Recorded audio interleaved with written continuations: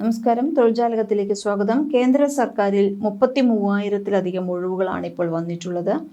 Indian ഭക്ഷ്യസുരക്ഷാ രംഗത്തെ പ്രമുഖ പൊതുമേഖലാ സ്ഥാപനമായ ഫുഡ് കോർപ്പറേഷൻ ഓഫ് ഇന്ത്യ വൻതോതിലുള്ള റിക്രൂട്ട്മെന്റ് നടപടികൾക്ക് ഒരുങ്ങുന്നു. റിപ്പോർട്ടുകൾ പ്രകാരം കാറ്റഗറി 2, 3 വിഭാഗങ്ങളിലായി ഏകദേശം 33,566 ഒഴിവുകളിലേക്കാണ് വിജ്ഞാപനം പ്രതീക്ഷിക്കുന്നത്.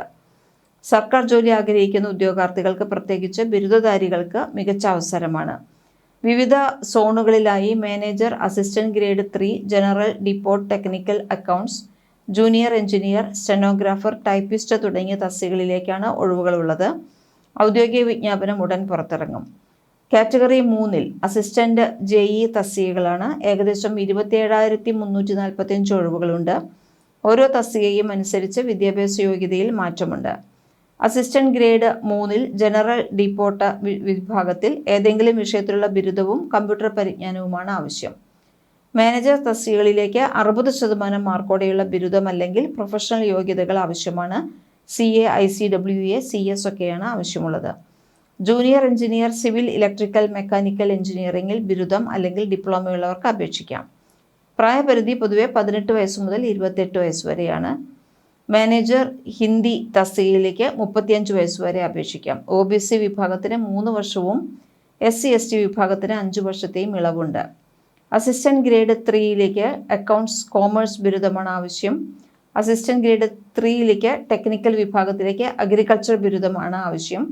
ഇല്ലെങ്കിൽ ബോട്ടണി, സുവോളജി എന്നീ ബയോടെക്നോളജി ഉൾപ്പെട്ട സയൻസ് ബിരുദം. തെരഞ്ഞെടുപ്പ് 2 ഘട്ടങ്ങളിലായി നടക്കുന്ന ഓൺലൈൻ പരീക്ഷയുടെ അടിസ്ഥാനത്തിലായിരിക്കും.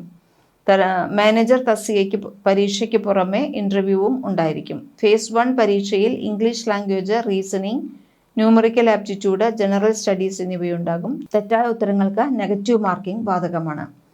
ശമ്പളം FCIയിലെ ശമ്പളഘടന ആകർഷകമാണ്. അസിസ്റ്റന്റ് ഗ്രേഡ് 3 തസ്തികകൾക്ക് 28,200 മുതൽ 79,200 രൂപ വരെ അടിസ്ഥാന ശമ്പളമുണ്ട്. മാനേജർ തസ്തികകൾക്ക് 40,000 മുതൽ 1,40,000 രൂപ വരെ ശമ്പളമുണ്ട്. ഇതിനു പുറമെ DAയും HRAയും തുടങ്ങിയ ആനുകൂല്യങ്ങളെല്ലാം ഉണ്ട്. ഔദ്യോഗിക വിജ്ഞാപനം പുറത്തു വരുന്നതോടെ fci.gov.in എന്ന വെബ്സൈറ്റ് വഴി ഓൺലൈനായി അപേക്ഷിക്കാം. അപേക്ഷാ ഫീസ് 800 രൂപയാണ്. സ്ത്രീകൾ, SC/ST, ഭിന്നശേഷിക്കാർ എന്നിവർക്ക് ഫീസ് ഇളവുണ്ട്. ഉദ്യോഗാർത്ഥികൾ കൂടുതൽ വിവരങ്ങൾക്കായി ഔദ്യോഗിക വെബ്സൈറ്റ് നിരന്തരം പരിശോധിക്കേണ്ടതാണ്. എപ്പോഴാണ് ഈ വെബ്സൈറ്റിൽ ഇതിന് സംബന്ധിച്ച കൂടുതൽ വിവരങ്ങൾ വരുന്നത്, എപ്പോഴാണ് അപേക്ഷിക്കേണ്ടതെന്നുള്ള ലിങ്ക് വരുന്നത്, അപ്പോൾ തന്നെ അപേക്ഷിക്കാൻ നോക്കുക. കാരണം ധാരാളം ഒഴിവുകൾ വന്നിട്ടുണ്ട്. അതുകൊണ്ട് തന്നെ ഒരുപാട് പേർ അപേക്ഷിക്കാനുള്ള ചാൻസ് ഉണ്ട്. അങ്ങനെ ഒരുപാട് പേർ അപേക്ഷിച്ചു കൊണ്ടിരിക്കുമ്പോൾ സെർവർ ബിസിയാകും. അങ്ങനെയാണെങ്കിൽ ചിലപ്പോൾ അത് സ്റ്റക്കാവുകയും നിങ്ങൾക്ക് അപേക്ഷിക്കാൻ സാധിക്കാതിരിക്കുകയും ചെയ്യാനുള്ള സാധ്യത വളരെ കൂടുതലാണ്. അതുകൊണ്ട് എപ്പോഴാണോ അവസാന നിമിഷത്തേക്ക് കാത്തു നിൽക്കേണ്ട. ഇത് എപ്പോഴാണ് അപേക്ഷിക്കാനുള്ള ലിങ്ക് വരുന്നത് അപ്പോൾ മുതൽ തന്നെ നിങ്ങൾ ശ്രമിക്കുക. എത്രയും പെട്ടെന്ന് അപേക്ഷിക്കുക. നന്നായി പരിശ്രമിച്ച് പരീക്ഷയ്ക്ക് കൂടുതൽ നല്ല മാർക്ക് വാങ്ങി മുന്നിലെത്താൻ ശ്രമിക്കുക. കൂടുതൽ തൊഴിൽ വാർത്തകൾക്ക് ഈ ചാനൽ സബ്സ്ക്രൈബ് ചെയ്യും.